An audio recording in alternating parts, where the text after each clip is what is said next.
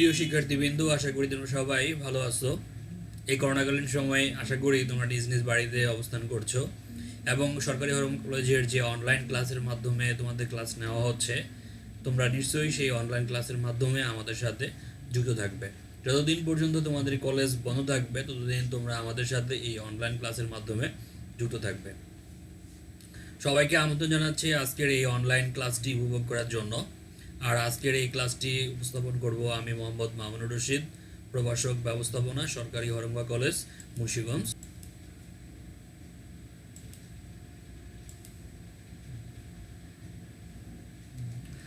যদিও তোমরা আমাকে চেনো, তারপরও ক্লাসের শুরুতে আমার পরিচয়টা দিয়ে দিলাম।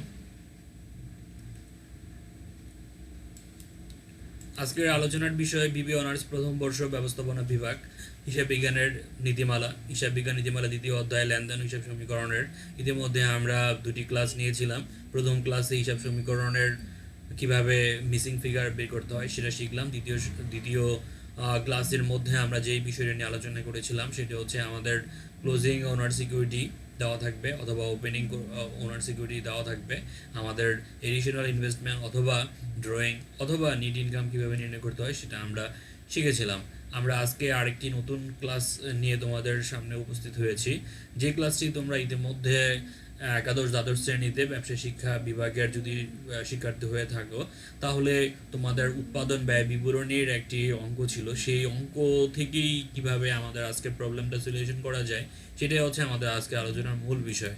তাহলে আমরা একটু দেখি, সেটা হচ্ছে সেলস অর্থাৎ বিক্রয়, বিক্রয় থেকে বিক্রিত পণ্যের ব্যয় অর্থাৎ বিক্রয়, সেলস মাইনাস হচ্ছে কস্ট অফ গুডস সোল্ড, বাদ দিলে আমাদের চলে আসবে গ্রোস প্রফিট। সেলস থেকে কস্ট অফ গুডস সোল্ড বাদ দিলে পাওয়া যাবে গ্রোস প্রফিট। গ্রোস প্রফিট থেকে যদি আমরা অপারেটিং এক্সপেন্স বাদ দিই তাহলে আমাদের চলে আসবে হচ্ছে নেট ইনকাম।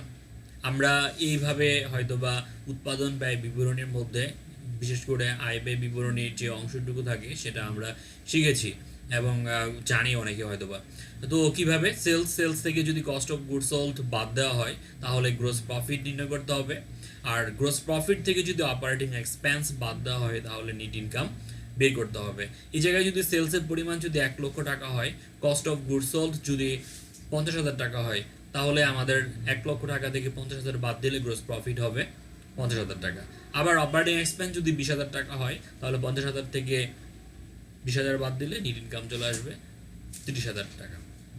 এভাবে থাকলে আমাদের বুঝতে খুব সহজ হতো হরিজেন্টাল আকারে থাকলে, কিন্তু আমাদের যদি এই একই প্রবলেম অর্থাৎ সেলস থেকে cost of goods sold minus করলে গ্রোস প্রফিট পাওয়া যাবে, গ্রোস প্রফিট থেকে যদি অপারেটিং এক্সপেন্স বাদ দিলে আমাদের নেট ইনকাম পাওয়া যাবে। এটা যদি আমরা ভার্টিক্যাল আকারে লিখি তাহলে যেটা দাঁড়ায় সেটা আমরা একটু দেখি। সেলস থেকে যদি কস্ট অফ গুডস সোল্ড বাদ দেওয়া হয় তাহলে আমাদের গ্রোস প্রফিট আসবে। গ্রোস প্রফিট থেকে অপারেটিং এক্সপেন্স বাদ দিলে আমাদের নেট ইনকাম আসবে, যেটা আমরা একটু আগে দেখেছিলাম। আমি বলেছিলাম তোমাদের যদি হরিজেন্টাল আকারে থাকতো তাহলে এটাতে কাজ করাটা খুবই সহজ হতো। তো যদি এটা ওইভাবে না থেকে যদি ভার্টিক্যাল আকারেও থাকে তাহলেও আমাদের মনে হয় খুব বেশি কষ্ট হবে না এই অঙ্কের মিসিং ফিগারটা বের করতে। তো এই জায়গায় যদি সেলস থাকে একটা অ্যামাউন্ট দেওয়া থাকবে, সেই থেকে আমাদের গ্রোস প্রফিটটা দেওয়া আছে, বের করতে হবে হচ্ছে কস্ট অফ গুডস সোল্ড। তাহলে আমরা সেলস থেকে গ্রোস প্রফিটটা যদি মাইনাস করি তাহলে কস্ট অফ গুডস চলে আসবে। আবার এই জায়গায় আমাদের গ্রোস প্রফিট দেওয়া আছে এবং নেট ইনকাম দেওয়া আছে, মিসিং ফিগার হচ্ছে আমাদের অপারেটিং এক্সপেন্স। তাহলে এই গ্রোস প্রফিট থেকে যদি আমি নেট ইনকামটা বাদ দিই তাহলে অপারেটিং এক্সপেন্স চলে আসবে। এবার বিতে যদি আমি দেখি, সেলস থেকে যদি কস্ট অফ গুডস সোল্ড বাদ দেওয়া হয় তাহলে গ্রোস প্রফিট পাওয়া যাবে। এই জায়গায় আমাদের গ্রোস প্রফিটটা নির্ণয় করতে হবে। আর গ্রোস প্রফিট থেকে যদি আমি অপারেটিং এক্সপেন্সটা বাদ দিতাম তাহলে নেট ইনকাম পেতাম, কিন্তু এই জায়গায় আমাদের নেট ইনকামটা দেওয়া আছে, বের করতে হবে অপারেটিং এক্সপেন্স। তাহলে আমরা তো এর আগে অপারেটিং গ্রোস প্রফিটটা বের করব, গ্রোস প্রফিট থেকে যদি আমি নেট ইনকামটা বাদ দিই তাহলে কিন্তু অপারেটিং এক্সপেন্স চলে আসবে। এবার আমরা সি নাম্বারে যাই। সেলসটা মিসিং আছে, কস্ট অফ গুডস সোল্ড আর হচ্ছে গ্রোস প্রফিট। তাহলে এই কস্ট অফ গুডস সোল্ড আর হচ্ছে গ্রোস প্রফিট এই দুটাকে আমরা যোগ করে দেব, যোগ করলে যেটা পাওয়া যাবে সেটা হচ্ছে আমাদের সেলস থেকে কস্ট অফ গুডস সোল্ড বাদ দিলে চলে আসবে আবার গ্রোস প্রফিট।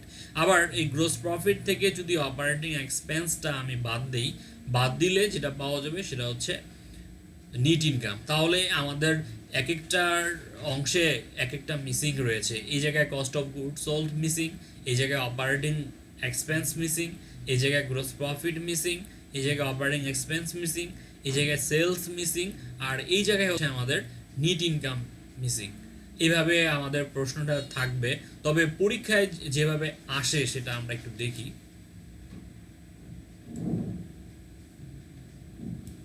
পরীক্ষায় থাকবে এভাবে: presented below are the companies in the FAHIM companies income statement determine the missing figure। আমাদের আলোচনার মেইন বিষয় কিন্তু মিসিং ফিগার। তো মিসিং ফিগারের অলরেডি আমরা 3টি ক্লাস করতে যাচ্ছি। ইতিমধ্যে আমরা 2টি ক্লাস দেখেছি কিভাবে মিসিং ফিগার থাকে এবং সেটা বের করতে হয়। তো আজকে আমাদের দ্বিতীয়বারের মতো ক্লাস। তো সেলস হচ্ছে 75,000 টাকা, কস্ট অফ গুড সোল্ড এইটা মিসিং এই জায়গায়, আর গ্রোস প্রফিট হচ্ছে 28,000 টাকা। তো আমরা কিভাবে বের করবো? সেলস থেকে গ্রোস প্রফিট মাইনাস করে দিব, মাইনাস করলে আমাদের কস্ট অফ গুড সোল্ড চলে আসবে। আর এই জায়গায় হচ্ছে আমাদের অপারেটিং এক্সপেন্স মিসিং। তাহলে এই গ্রোস প্রফিট থেকে যদি আমি নিট ইনকামটা বাদ দিই তাহলে আমাদের অপারেটিং এক্সপেন্স চলে আসবে। তো আমরা একটু দেখি যদি পরীক্ষায় সলিউশনটা আমরা যেভাবে করতাম বা করব।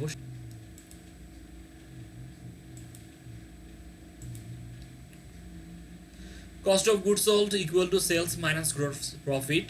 তাহলে কস্ট অফ গুড সোল্ড বের করার জন্য আমাদের সেলস থেকে গ্রোস প্রফিটটা মাইনাস করতে হবে। প্রশ্নে সেলস দেওয়া ছিল 75,000 টাকা আর গ্রোস প্রফিট হচ্ছে 28,000 টাকা। 75,000 টাকা থেকে যদি 28,000 টাকা মাইনাস করি, মাইনাস করলে আমাদের কস্ট গুডসের পরিমাণ দাঁড়াবে 47,000 টাকা। এরপর হচ্ছে আমাদের অপারেটিং এক্সপেন্স আমরা জানি সেটা হচ্ছে গ্রোস প্রফিট থেকে যদি আমরা নিট ইনকামটা বাদ দিই তাহলে গ্রোস প্রফিট এই প্রশ্নে দেওয়া ছিল 28,000 টাকা, আর নিট ইনকাম সেটাও দেওয়া ছিল। আমরা একটু দেখে নিই প্রশ্নটা, 10,800 টাকা। তাহলে আমাদের কি করতে হবে? 28,000 টাকা থেকে 10,800 টাকা মাইনাস করতে হবে। মাইনাস করলে আমাদের 17,200 টাকা অপারেটিং এক্সপেন্স বের হবে। দ্বিতীয় নাম্বার রিকোয়ারমেন্ট 1,08,000 টাকা হচ্ছে আমাদের সেলস, 70,000 টাকা হচ্ছে কস্ট অফ গুড সোল্ড। তো তোমরা খুব সহজ বের করতে পারবে। সেটা সেলস থেকে যদি আমি cost of good sold minus করি তাহলে চলে আসবে গ্রোস প্রফিট। সেটা আমরা একটু দেখব। আবার এই গ্রোস প্রফিট থেকে যদি আমরা এই নিট ইনকামটা বাদ দিই তাহলে চলে আসবে অপারেটিং এক্সপেন্স। দেখি কি আসে। আমাদের 2 নাম্বার রিকোয়ারমেন্টে gross profit equal to sales minus cost of good sold. এই জায়গায় আমাদের সেলসের পরিমাণ হচ্ছে 1,08,000 টাকা, কস্ট অফ গুডস হচ্ছে 70,000 টাকা। 1,08,000 টাকা থেকে যদি 70,000 টাকা মাইনাস করি তাহলে আমাদের 38,000 টাকা বের হবে। এই 38,000 টাকা হচ্ছে গ্রোস প্রফিট। একইভাবে আমাদের দ্বিতীয় আরেকটি রিকোয়ারমেন্ট ছিল, সেটা হচ্ছে অপারেটিং এক্সপেন্স বের করতে হবে। আমরা বলেছিলাম গ্রোস প্রফিট থেকে যদি নিট ইনকাম বাদ দেই তাহলে কিন্তু আমাদের অপারেটিং এক্সপেন্স চলে আসবে। তো গ্রোস প্রফিট কত টাকা সেটা আমরা একটু আগে বের করলাম, সেটা হচ্ছে 38,000 টাকা। আর নিট ইনকাম এটা প্রশ্নে দেওয়া ছিল, আমরা একটু দেখে নিই প্রশ্নটা, 29,500 টাকা গ্রোস প্রফিট নিট ইনকাম। এবার গ্রোস প্রফিট হচ্ছে আমাদের 38,000 আর নিট ইনকাম হচ্ছে 29,500। 38,000 থেকে 29,500 এটা তোমরা ক্যালকুলেটর ইউজ করে করতে পারো, অথবা ক্যালকুলেটর ইউজ ছাড়াও যদি করতে পারো তাহলে বের হবে সেটা হচ্ছে 8,500 টাকা। এটা হচ্ছে আমাদের বিয়ের রিকোয়ারমেন্ট। এবার যদি আমরা সি প্রশ্নেতে তাকাই, সি প্রশ্নে আমাদের সেলসটা missing, cost of good sold আর হচ্ছে গ্রোস প্রফিট দেওয়া আছে। তাহলে এই gross profit cost of good সোল্ডের সাথে আমাদের গ্রোস প্রফিটটা যোগ করতে হবে। যোগ করলে যেটা বের হবে সেটা হচ্ছে আমাদের সেলস। আর গ্রোস প্রফিট থেকে যদি অপারেটিং এক্সপেন্সটা বাদ দিই তাহলে চলে আসবে হচ্ছে আমাদের নিট ইনকাম। আমরা একটু দেখি এটার সলিউশনটা কিভাবে করতে হবে। সি নাম্বার সেটা হচ্ছে sales cost of good sold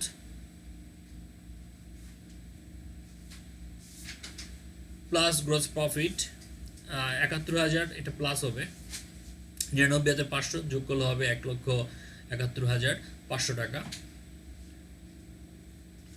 দুটো যোগ করলে আমরা পাবো 1,71,500। এবার হচ্ছে নিট ইনকাম। নিট ইনকাম হচ্ছে আমাদের গ্রোস প্রফিট থেকে আমাদের অপারেটিং এক্সপেন্সটা বাদ যাবে। তো গ্রোস প্রফিট 99,600 টাকা আর অপারেটিং এক্সপেন্স এটা প্রশ্নে দেওয়া ছিল সেটা হচ্ছে 39,500 টাকা। 99,600 থেকে যদি আমরা 39,500 টাকা মাইনাস করি, মাইনাস করলে আমাদের পরিমাণ বের হবে সেটা হচ্ছে 60,100 টাকা। তাহলে শিক্ষার্থী বন্ধুরা আমরা খুব সহজেই এই মিসিং ফিগারটা বের করতে পারবো।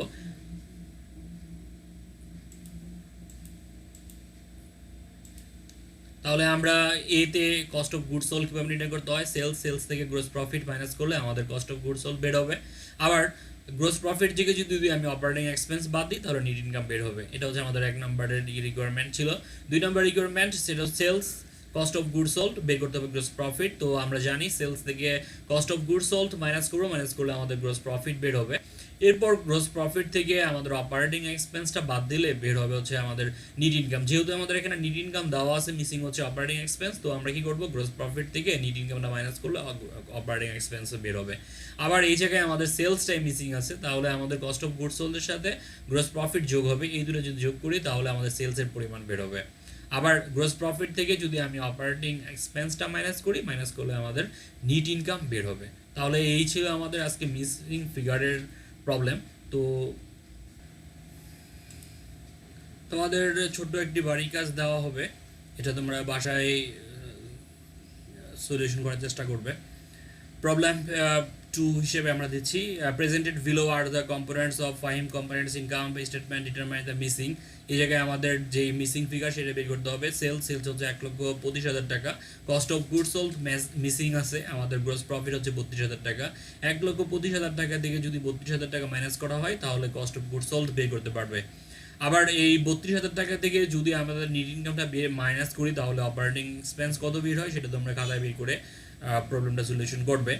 আর সেলসের পরিমাণটা মিসিং আছে, কস্ট অফ গুডস সোল্ড 71,500 টাকা, গ্রোস প্রফিট হচ্ছে 67,900 টাকা। 67,900 সাথে যদি 71,500 টাকা যোগ করলে আমাদের সেলসের পরিমাণটা বের হবে। গ্রোস প্রফিট থেকে অপারেটিং এক্সপেন্স মাইনাস করলে আমাদের নেট ইনকাম বের হবে। এটা তোমরা হোমওয়ার্ক হিসেবে বাড়ির কাজ করবে। বাড়ির কাজ করতে গিয়ে যদি কোথাও প্রবলেম হয় তাহলে অবশ্যই আমাদের সাথে শেয়ার করবে, এবং ফেসবুকে এটা যখন অন এয়ারে করা হবে তখন তোমরা কমেন্টস করে জানাবে যদি কোনো কিছু বুঝতে না পারো।